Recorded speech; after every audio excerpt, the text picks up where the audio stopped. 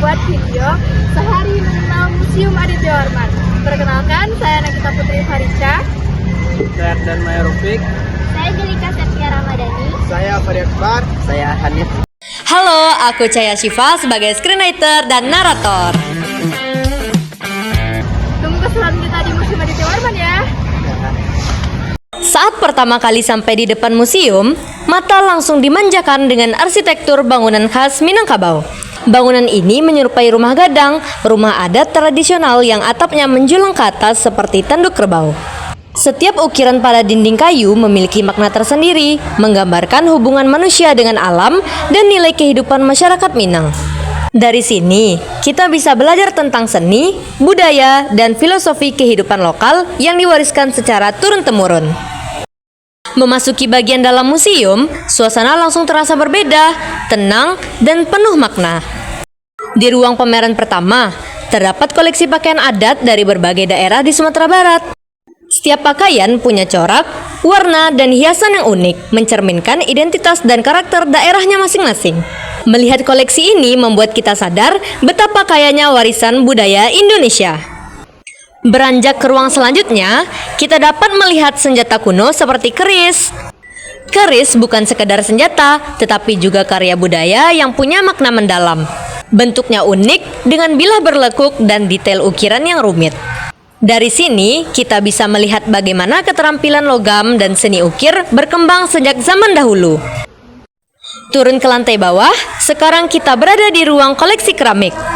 Di ruangan ini, suasananya terasa lebih cerah dan penuh warna karena dipenuhi berbagai keramik dengan bentuk dan motif yang beragam. Koleksi keramik di sini berasal dari berbagai daerah dan periode waktu. Ada yang digunakan untuk kebutuhan sehari-hari seperti wadah makanan dan minuman, hingga keramik yang difungsikan sebagai benda hias atau simbol tertentu. Sedikit perkenalan, nama Aditya Warman sendiri diambil dari seorang raja besar yang pernah memerintah di wilayah Sumatera pada abad ke-14. Ia dikenal sebagai tokoh penting dalam penyebaran budaya dan pembentukan peradaban di wilayah Minangkabau. Dari kisah ini, kita bisa belajar tentang perjalanan sejarah, kepemimpinan, dan nilai perjuangan yang membentuk jati diri bangsa. Sekarang kita berada di ruang Museum Rendang. Begitu masuk ke ruangan ini, nuansanya langsung terasa hangat dan sangat khas Minangkabau. Rendang bukan hanya makanan, tapi sudah menjadi bagian dari identitas dan kebanggaan budaya masyarakat Sumatera Barat. Rendang dibuat dari daging yang dimasak dalam waktu lama dengan berbagai rempah pilihan. Proses yang panjang ini menunjukkan kesabaran, ketelatenan, dan kecermatan dalam mengolah makanan agar bisa bertahan lama tanpa bahan pengawet. Bumbu-bumbu dalam membuat rendang juga sangat beragam, seperti cabai, lengkuas, jahe, kunyit, dan santan. Semua bahan ini berasal dari alam dan diolah dengan teknik tradisional.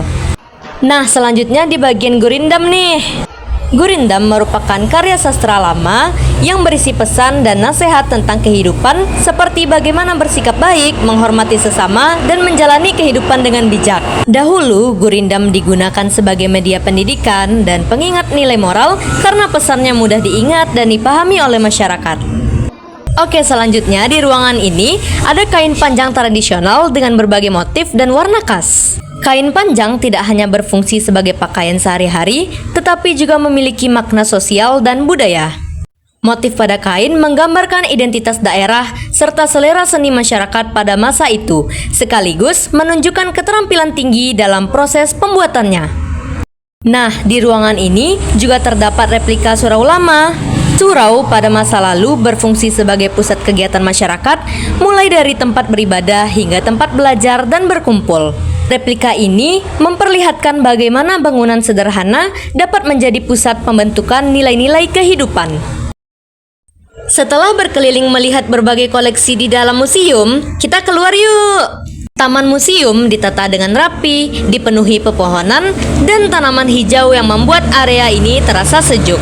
Di sini, pengunjung bisa beristirahat sejenak sambil menikmati lingkungan sekitar yang bersih dan nyaman. Suasana ini juga menunjukkan pentingnya ruang terbuka sebagai bagian dari tempat belajar dan rekreasi. Nah, setelah melihat berbagai peninggalan sejarah dan budaya, berada di ruang terbuka seperti ini memberikan keseimbangan antara pengetahuan dan kenyamanan. Setelah melihat berbagai peninggalan sejarah dan budaya di Museum Aditya Warman, kita dapat menyimpulkan bahwa tempat belajar tidak selalu harus di sekolah, lingkungan sekitar juga dapat menjadi sarana untuk menikmati, memahami, dan menghargai warisan budaya kita. Nah teman-teman, gimana nih keseruan kita di Museum Aditya Warman? Seru banget kan? SMA Semen Padang, religius, berprestasi, dan karakter. Sampai jumpa di vlog kita selanjutnya ya.